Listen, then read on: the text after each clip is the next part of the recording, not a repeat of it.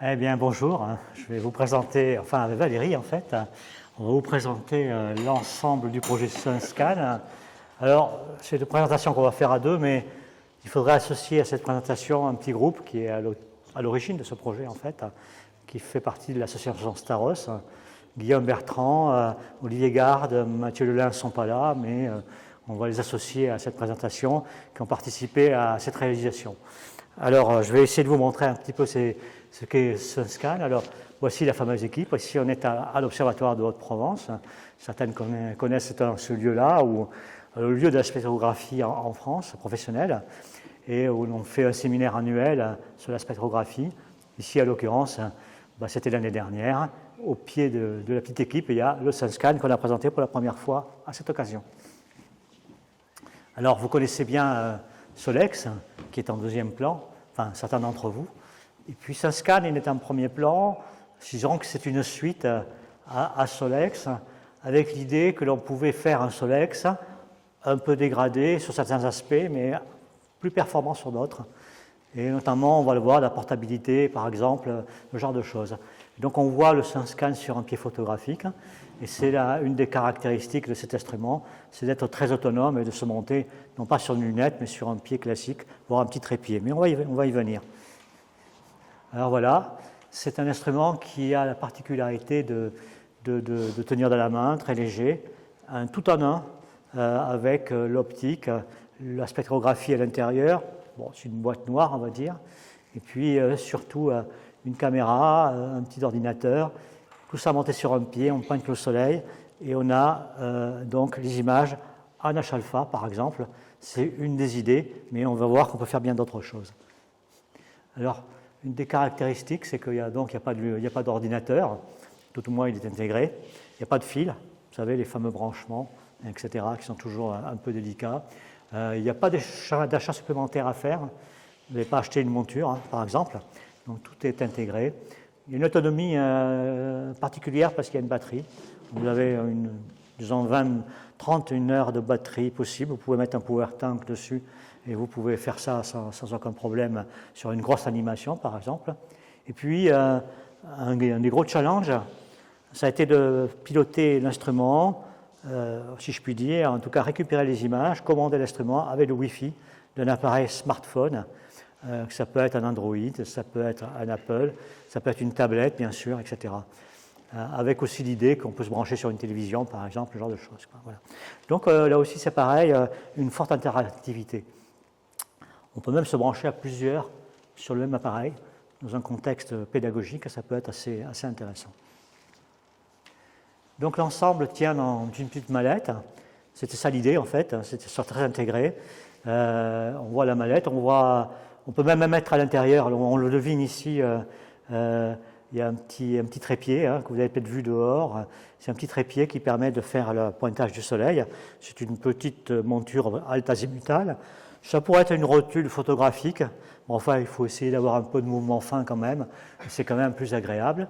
Et surtout, ça se transporte partout. On aime bien l'idée qui est écrite là, c'est-à-dire qu'on est en apéro avec les amis l'été. Je vais vous montrer le soleil, comme jamais vous l'avez vu, et vous mettez ça sur la table. Et pendant que vous buvez l'apéritif à midi, vous avez le soleil qui s'affiche pour les convives et tout ça. Et vous épatez un peu la galerie, mais enfin vous faites plaisir et faites plaisir à tout le monde aussi. Donc c'est un peu la convivialité de cette chose-là. On peut le monter dans la montagne si vous voulez avoir des bonnes conditions, etc. Donc la transportabilité est importante. Voilà, donc comme on l'a dit, une application qui marche sur téléphone portable ou tablette. Ça n'a pas été facile, il a fallu se faire sponsoriser, si je puis dire, par Apple notamment. On est sur l'Apple Store. Donc, si vous allez sur Apple Store aujourd'hui, comme tous les gens ont par exemple, ou chez Android d'ailleurs, c'est pareil, ça n'a pas le même nom mais c'est pareil, vous tapez SunScan et vous avez l'application que vous pouvez télécharger en 2 minutes sur votre PC, sur votre tablette par exemple, ou téléphone. Voilà. Et donc, c'est aussi la capacité de voir tout ce qui va se passer sur l'acquisition sur l'écran. Voilà, donc pour conclure cette première partie, je dirais qu'on profite de la rotation de la Terre sur elle-même. La Terre tourne en 24 heures, vous le savez, ça fait 15 degrés par heure. Le Soleil fait un demi-degré de côté et de diamètre. si vous considérez le temps que passe le soleil devant la fente du spectrographe, en fait, du spectroliographe, il faut compter entre 2 et 3 minutes pour faire l'acquisition. Donc contrairement à un Solex, on n'est pas instantané, mais il y a un certain temps, typiquement de 2-3 minutes, suivant l'heure de la journée. Mais voilà, c'est passif. Il n'y a pas de motorisation, il n'y a pas d'électricité. C'est la nature qui travaille, quoi. Et donc ça se fait par tranche. Et puis ensuite, ça fonctionne comme un mode spectrographique. On va voir le logiciel dans un instant. Mais on reconstruit l'image a posteriori au bout de 2 minutes sur son téléphone. Voilà. Donc en fait, ici vous avez un Solex avec un objectif devant. Et ça, c'était les prémices de SunScan. C'est-à-dire qu'on peut monter un Solex avec une optique photographique devant, par exemple, ou une petite lunette, et on peut faire l'équivalent de tout ça. Mais cependant, ici, il y a du fil. C'est un appareil un peu plus lourd, un peu plus complexe, qui n'est pas autonome. Et donc, le travail a été une année de travail pour arriver à cette solution-là. Oui, d'ailleurs, ce que vous voyez ici, c'est en fait, ce que vous voyez sur cette image, en fait, à gauche, c'est tout à fait le prototype avec la petite carte Raspberry qui est au pied du trépied. Et c'était vraiment un développement associatif. Donc il a fallu, comme on disait, 5 personnes. Et entre l'image de gauche et l'image de droite, il a fallu à peu près 1 an de travail avec des développements optiques, mais aussi de la CAO, avec de l'électronique et beaucoup de développement logiciel.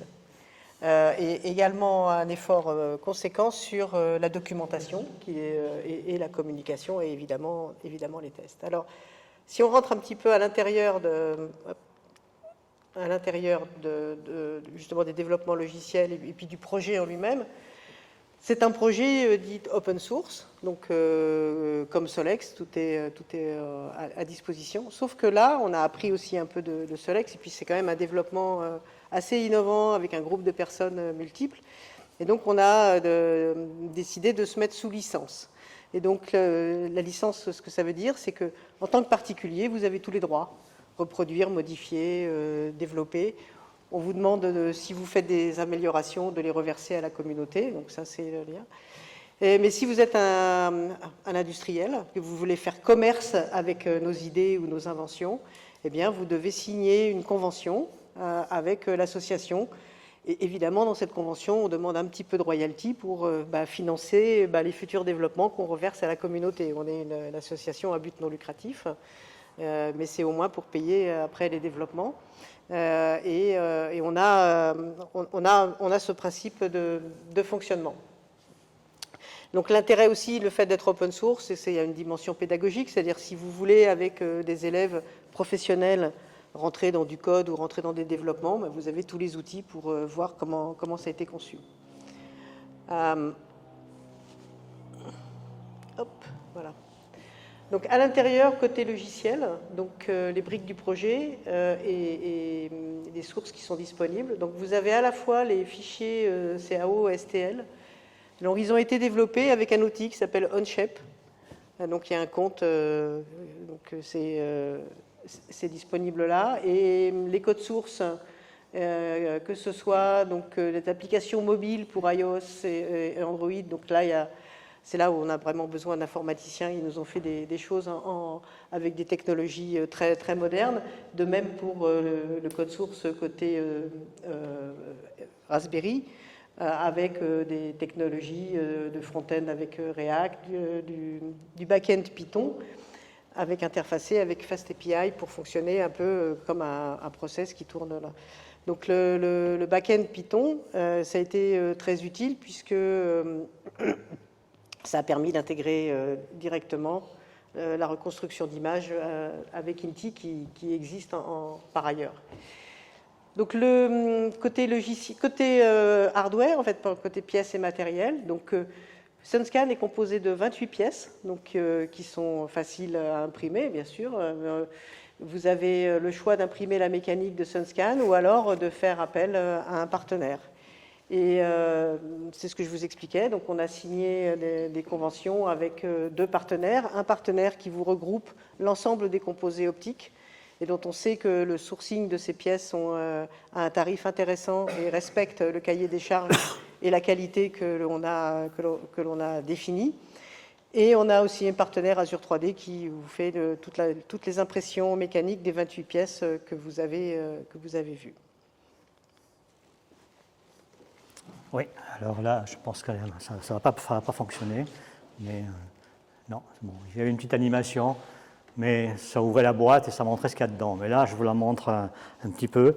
Il n'y a pas énormément de choses. Hein. Il y a d'abord un objectif d'entrée, c'est le télescope, hein, d'accord, équivalent. Ça fait 25 mm de diamètre, c'est très discret, ça fait 200 mm de focale, mais c'est calculé au plus juste par rapport à la taille de l'instrument et par rapport à la qualité des images. Il y a eu un soin particulier sur ce choix-là qui a été fait, hein. Il y a eu beaucoup d'essais. Il y a une fente, et après on a un ensemble qui ressemble un peu à un Solex, hein, mais c'est un spectrographe en fait, avec ici un collimateur, ici le réseau, qui est un 2400 traits, c'est le même que celui d'ailleurs que de Solex. Et puis un objectif qui récupère le spectre et on focalise sur une caméra ici. C'est une petite caméra IMX 477 de Sony, qui est une caméra couleur en l'occurrence. D'accord. Voilà, donc l'ensemble est ici. Il y a un petit miroir de renvoi que j'ai oublié de mettre là. Mais voilà l'ensemble optique de notre instrument. On voit ici les constituants. Au niveau caméra, on voit qu'il faut un Raspberry. Hop là. Je me suis un peu trompé. Ah oui, ce sont tous des composants officiels de la communauté Raspberry. C'est-à-dire on a pris la caméra de la communauté Raspberry qui est portée par les projets et on s'adaptera au fur et à mesure que, évidemment, il y aura des évolutions. Par contre, on a choisi un Raspberry 4 et non pas un 5, parce que des gens nous ont demandé. En rapport de performance qualité-coût, on a considéré que à l'époque, enfin c'était déjà un an, hein, c'était suffisant. Voilà. Donc maintenant, il y a des gens dans la communauté Sunscan qui préparent l'avenir et commencent à regarder le portage sur Raspberry 5. Et probablement que la communauté un jour fera émerger une évolution pour ceux qui le souhaitent, s'ils veulent mettre un peu plus cher pour avoir un Raspberry 5. Voilà, donc il y a une documentation. Tu veux la décrire? Oui, donc la documentation, en fait, c'était un élément important parce qu'on sait très bien qu'on invente beaucoup de choses. Et puis des fois, on est un peu frustré parce que les gens ne sont pas au courant ou voilà, ils ne connaissent pas. Donc on a passé du temps, on a passé du temps à réfléchir quels étaient les vecteurs de communication. Et on sait aussi qu'une documentation, même si les gens ne la lisent pas, qu'une documentation est très importante, et surtout pour les documentations de montage, réglage. Donc, on a un site web qui est sunscan.net, dans lequel vous avez toutes les ressources. Mathieu et Guillaume, qui font beaucoup d'enseignements, surtout Mathieu, il fait de l'enseignement, donc ils ont réfléchi à des structures qui soient assez logiques pour pouvoir avoir de la doc technique accessible assez naturellement, on va dire, suivant les standards des développeurs. Et on a mis aussi toutes les ressources nécessaires, les liens vers le code, les liens vers, comme je vous ai dit, les plans. Et puis, Olivier Garde a décidé de faire une documentation à la Ikehook, et voire mieux, et de manière à ce qu'il n'y ait pas besoin non plus d'énormément de traduction, des choses assez simples. Donc il a passé beaucoup de temps à faire ce guide qui est assez conséquent, mais bon, quand on le suit, on a aussi été inspiré pour des gens qui font de l'impression 3D. Certains d'entre vous ont peut-être monté eux-mêmes leur imprimante 3D, la Proussa par exemple. Et j'avoue que c'était pour moi, pour tout le monde, une expérience incroyable de voir comment cette société avait documenté le montage d'une imprimante 3D de A à Z, et dans lesquelles des gens comme nous, on est arrivés au bout, quoi. Donc on sait que si on passe un petit peu de temps, donc ça peut le faire, et donc cette documentation a été faite suivant un peu ces standards. Et donc, une fois qu'on a imprimé, il faut utiliser. Donc, l'utilisation est assez simple. Hein. On pointe le soleil, un peu manuellement, hein, bien sûr, il n'y a pas de monture. Encore une fois, c'est un trépied. On peut le poser sur la pelouse, dans la neige, etc. On a des exemples. Et puis, on peut le poser aussi au bord d'une route. Le seul problème, c'est que les voitures qui passent croient que c'est un radar. Alors à Paris, il y a un bon effet qu'on a eu là, parce que on s'est mis sur un pont devant la maison de la radio. Paris Birakem. Il a eu dit, c'est un radar. Donc, il faut mettre une pancarte, ceci n'est pas un radar, si vous faites une animation. Voilà. Et donc, on le pose sur la pelouse, on branche l'application SunScan, on se connecte en Wi-Fi comme on fait avec toutes les applications. Donc après, on a un petit viseur ici qui est un sténopé, hein, vous savez, c'est un trou, un écran, hein, tout simplement. C'est largement suffisant pour pointer. On pointe le soleil par rapport à un petit repère qu'on a ici. Et puis, une fois qu'on a fait ça, normalement, l'image apparaît sur l'écran. On a ici l'image SunScan. Alors, on voit le temps qui défile sur sur la vue qui est ici. Là. Et en fait, c'est le bailliage du soleil qui se produit en temps réel. On balaye le disque, au début, il n'y a rien. Et puis après, le disque rentre. On a un grand diamètre et puis ça disparaît. Voilà. Et puis à la fin, on a l'application qui prend la main au bout de 2-3 minutes. On appuie sur un petit bouton et ce petit bouton va vous sortir l'image du soleil telle que vous voyez là, avec une galerie, avec plein d'options. On va en décrire quelques-unes, mais notamment vous pouvez voir la couronne, par exemple, le soleil en couleur, etc. Valérie, je te laisse un petit peu la main.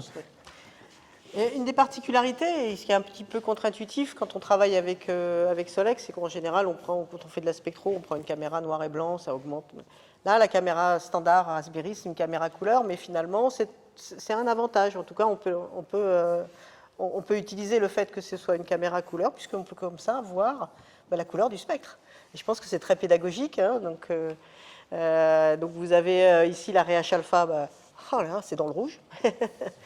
Et vous avez alors je ne sais plus si ici c'est le triplet du magnésium dans le vert, on voit très bien les belles couleurs vertes, H-bêta dans le bleu, comme vous avez ici, ou vous allez dans le calcium, donc c'est très très ludique aussi. Donc évidemment ça c'est pour visualiser, c'est pas pour acquérir. Quand on acquiert, on est en mode monochrome en fait, et pour avoir l'ensemble des performances. Et c'est un petite application détournée, c'est qu'on peut aussi transformer son SunScan comme un petit mini télescope d'une focale de 200 mm. Alors, on ne va pas faire de concurrence à des projets français d'autres sociétés, mais là, on s'est mis sur le balcon à Paris, voilà, c'est une image il se trouve que j'ai la tour Eiffel pas loin, donc on peut voir que ça fait quand même un petit télescope Ouais, il y a un petit, voilà. Un petit bouchon à l'entrée là qu'on sort, qui sert à faire des réglages en fait. Et en fait, vous pouvez voir aussi le soleil en direct ou le paysage. Ça permet de faire des réglages notamment. Donc en fait, on a à la fois un spectroréliographe, mais aussi un imageur, des petites idées derrière qui peuvent s'ajouter pour voir ce dont on fait le spectre. Vous pouvez par exemple imaginer faire le spectre de végétaux, par exemple, d'accord, autre chose que le soleil finalement, et voir en même temps ce que vous faites, vous voyez. Donc c'est des petites choses comme ça. Voilà. Petites applications dérivées. Alors, le mécanisme d'obtention de l'image à partir d'un spectre, c'est le logiciel InTIP, puisqu'il était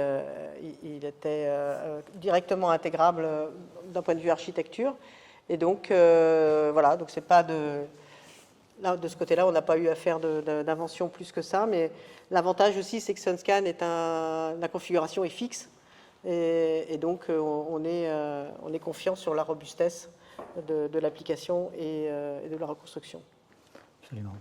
On va voir quelques images. Donc en fait, c'est comme Solex. Vous pouvez à la fois avoir l'image, par exemple, dans la chromosphère, dans l'hydrogène, par exemple, mais aussi voir la photosphère, donc en bêtage solaire, dans la même image. D'accord. En fait, on peut traiter tout ça de manière très très souple, sans aucune difficulté particulière. Alors évidemment, c'est qu'une petite lunette. C'est une lunette de 200 mm, vous imaginez, c'est ça. Mais ça donne ce genre d'image quand même, d'accord. Donc ce n'est pas nécessairement complètement négligeable au niveau performance. Et vous avez tout un panel de choses possibles qui vont du H-alpha, du Doppler, c'est-à-dire mesurer la vitesse sur le Soleil, la rotation du Soleil sur lui-même, colorer des masques qui simulent une éclipse du Soleil pour voir les protubérances, des images différentielles, etc. Et donc, on peut évidemment, certainement, la chose la plus intéressante ou la plus pédagogique ou en tout cas ludique, mais aussi peut-être scientifique aussi, c'est de voir l'évolution du Soleil d'un jour à l'autre avec les protubérances qui changent. un des modes d'utilisation de SunScan qui est intégré dans l'application smartphone, c'est la capacité de réaliser des films, c'est-à-dire d'animer plusieurs observations faites à plusieurs heures d'intervalle, dans une heure d'intervalle, mais aussi d'une journée à l'autre. Ça s'assemble automatiquement, il n'y a rien à programmer, tout se fait tout seul avec une interface conviviale. Voilà. Et donc, vous pouvez voir des effets Doppler, on peut même voir des effets colorés sur les images Doppler, toujours avec SunScan. Ici, on voit une protubérance avec du bleu et du rouge, ce qui signifie qu'il y a des parties de la protubérance qui s'éloignent et des parties de la protubérance qui s'approchent. Donc, on mesure une image en 3D en quelque sorte avec ce petit appareil. Ce que sait faire Solex, mais encore une fois, ici, de manière très intégrée. Alors après, si vous avez... le principe quand même de l'application SunScan, c'est que vous ayez rien de plus à faire. C'est ça, en fait, l'objectif, ce qu'on voulait, c'était vous appuyez sur un bouton, vous avez une image. Cette image, vous pouvez l'enregistrer directement dans votre galerie photo Android ou iPhone. Et puis, quand vous vous reconnectez sur Internet, vous pouvez la poster sur vos réseaux sociaux préférés ou envoyer à vos amis. C'est ça. Nous, ce qu'on veut, c'est qu'il n'y ait pas de traitement après et tout ça. Néanmoins, on connaît la communauté et les gens aiment bien retraiter, toujours essayer de faire mieux et puis voilà, ou récupérer des images pour faire d'autres choses, voilà, peu importe. En tout cas, il y a la possibilité avec un PC de se connecter en Wi-Fi directement avec le SunScan. Vous pouvez rapatrier les fichiers SER, vous pouvez rapatrier vos images, les fichiers log, tout. Donc il y a une forme de galerie, un petit mini-serveur en fait, qui est développé par Mathieu, dans lequel vous pouvez vous connecter et récupérer les images. Et là, on voit effectivement, typiquement, une application. On est sur Paris, dans le 15e arrondissement, et on voit l'image Doppler. Mais si, on voit plutôt l'image du sodium. Vous voyez, c'est le doublé du sodium qu'on aperçoit en haut, toujours en couleur. Et on a en bas le scan, et ici l'image générée par INTI, en l'occurrence embarquée, de l'hélium, en l'occurrence, qui est une raie qui est discrète, qui se trouve juste à côté du doublé du sodium, mais qui est une raie magique, parce que c'est une raie qu'on ne voit pas. Mais le logiciel, INTI à l'occurrence, et puis l'application elle-même, c'est la repérer et sortir ça. Quand on veut faire ça avec Solex, ça demande pas mal de manipulation. Enfin, ça demande un peu et là, c'est quand même entièrement automatique. Donc, c'est quand même pas inintéressant. Oui, donc et depuis, on a fait des évolutions dans INTI et donc dans l'application SunScan. On corrige les bandes et tout ça. Donc, c'est des améliorations continues. Voilà, donc là, on vous montre... qu'on modifie les images. Ouais, on vous montre de l'hélium, du calcium, bien sûr, etc. Enfin, vous connaissez un peu tout ça au niveau solaire. Voilà, alors, évidemment, une question se pose, la comparaison entre Solex et SunScan, en fait. Qu'est-ce qui vaut mieux? Qu'est-ce qui les différencie finalement? Je pense que vous avez deviné la philosophie, mais on peut rappeler que Solex est un accessoire qui est un équipement, un appareil qu'il faut utiliser sur un autre équipement, une lunette, un télescope, etc., qui existe. Donc ça, c'est une différence. Mais là, ça offre beaucoup de souplesse, parce qu'en fonction de l'instrument que vous avez, vous pouvez faire beaucoup de choses, bien entendu. Donc c'est un peu là ce qu'on dit là. Et puis, on valorise l'instrumentation qu'on a déjà chez soi. On est tous amateurs, on a souvent des télescopes, des lunettes. Avec Solex, il vaut mieux utiliser des petites lunettes, d'accord, c'est plus favorable quand même, nettement. Mais on a de la souplesse, de la performance en particulier. Avec SunScan, on est tout intégré, donc c'est assez imposé au niveau de la manière de l'utiliser, bien entendu, vous l'avez compris, même si le panel d'usage est très large. Mais en plus, ce qu'a souligné Valérie, c'est qu'on a une performance très homogène, en fait. C'est-à-dire que les images, on peut les comparer avec celles qu'on a fait la veille sans aucun problème. C'est très reproductible. Et c'est même très intéressant parce que c'est reproductible de la communauté aussi. Un jour, on pourra imaginer d'avoir un réseau mondial d'utilisateurs de SunScan et faire une banque de données et faire un suivi temps réel du Soleil, par exemple, avec ces données-là. Donc ça peut être... Là, on peut faire de la science aussi, d'accord avec ça. C'est parmi les applications qu'on peut rêver faire. Voilà. Solex, c'est évidemment un temps d'acquisition bref, parce que si vous avez une monture, vous balayez en mode dit forcé la monture, c'est-à-dire vous appuyez sur un bouton ou le logiciel appuie sur vous sur un bouton et fait défiler le soleil très rapidement, quelques dizaines de secondes, une dizaine de secondes, 20 secondes par exemple. Et malheureusement, il va falloir installer des câbles, etc. Donc ça va être un petit peu... il y aura beaucoup de choses à faire.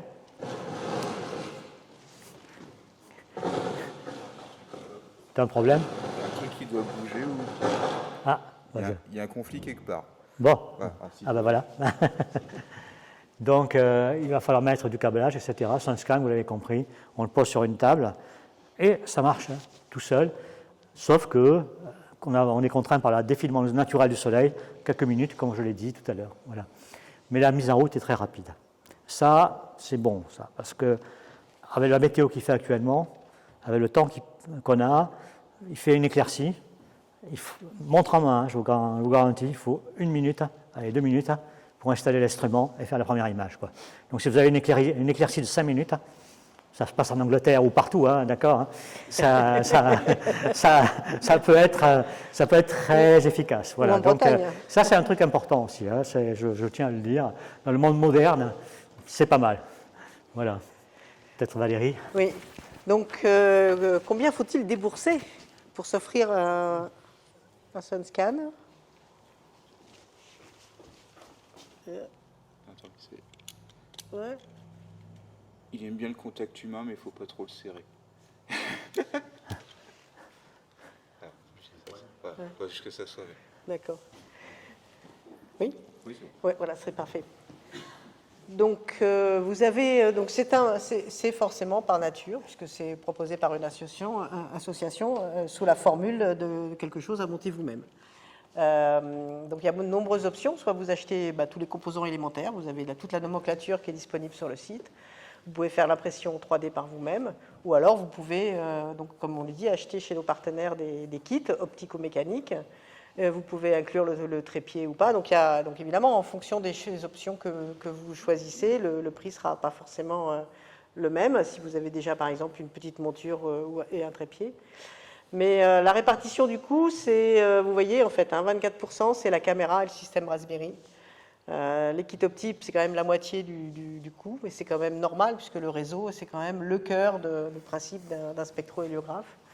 Et le kit mécanique, bon, il y a quand même 28 pièces à imprimer, donc ça prend un petit peu de temps, ou si vous l'achetez. Donc globalement, en fait, en novembre de l'année dernière, c'était à peu près un prix indicatif de l'ordre, sans la monture et sans le trépied, de l'ordre de 800-900 €, quoi. Et si vous rajoutez le trépied, vous choisissez avec... donc, depuis, en fait, Olivier Garde a fait un trépied aussi en impression 3D, voilà, qui est fait encore baisser les coûts. Mais voilà, c'est pour, mettons, 900 €, vous avez la caméra, le télescope, le réseau et tout le logiciel. Donc, comparé aux instruments de la communauté solaire pour une longueur d'onde, c'est quand même très, compétitif, mais il faut le monter soi-même. Voilà. Donc, il faut être clair. Actuellement, c'est comme ça. Le jour où il y aura des gens avec qui signeront des conventions avec nous pour le livrer, monter, voire régler, ce sera forcément plus cher, puisque vous savez que toute la main-d'œuvre, forcément, ça prend du temps. Voilà, mais bon, pour l'instant, c'est comme ça. Ça dépend où ça se fait, etc. Voilà. Enfin, voilà, c'est l'histoire industrielle, mais c'est notre histoire, je dirais. Qui n'est pas notre histoire. Voilà, pour l'instant, c'est pas notre histoire. Mais dont on essaie de garder le contrôle, de manière à ne pas se faire pirater trop facilement. Voilà. Trop facilement. Voilà, pour conclure, donc, c'est une nouvelle façon d'observer l'étoile qu'on a, c'est notre Soleil. C'est une façon compacte, légère. C'est une belle physique qui est derrière, parce que vous avez compris qu'on pouvait faire beaucoup de choses sur le Soleil, mesurer du Doppler, des vitesses radiales, etc. C'est de la bonne astrophysique, quand même, mine de rien. Si vous inclusez ça dans un cours pédagogique ou dans un club d'astronomie, vous apprenez beaucoup de choses aux gens sur l'astronomie et la physique. On peut observer en plusieurs groupes, avec des groupes. Je rappelle qu'on peut se brancher sur, à une certaine limite, avec plusieurs smartphones, par exemple. Donc c'est pas mal pour les animations. C'est ludique, éducatif, et c'est une collaboration affirmée entre les gens, bien sûr, impossible. Voilà. Et comme on l'a dit, c'est parfait pour la famille, pour les clubs, et pour les écoles, bien entendu. Voilà. Donc, on vous invite à vous inscrire, à aller voir le site surtout, sunscan.net. Il y a une liste Discord, il y a du Facebook aussi. Donc on est sur les réseaux, surtout bien Discord, entendu. Non, il n'y a pas de... c'est Discord. Oui, d'accord. Voilà, bon, merci.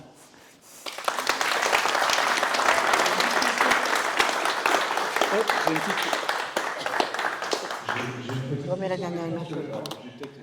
Je vais vous mettre au petit défi, comme mes deux Hongrois là-bas, d'essayer de monter un Solex là-dessus. Hein. Ça marche sur les petits accuteurs, les petits Mac. C'est très sympa. C'est un bon challenge. Hein. Non, je ne suis pas sûre qu'on soit capable, alors je pense qu'on va l'emmener. On fait un stage de spectrographie stellaire tous les ans à l'Observatoire de Haute-Provence, qui a la gentillesse de nous accueillir. Je pense qu'on va le faire monter là-bas. Ouais. C'est très aimable. On vous Très enverra bien, une photo. très gentil, merci. Ouais. Merci à l'organisation. C'est encore plus compact que le Celsius. Oui. Ah, c'est...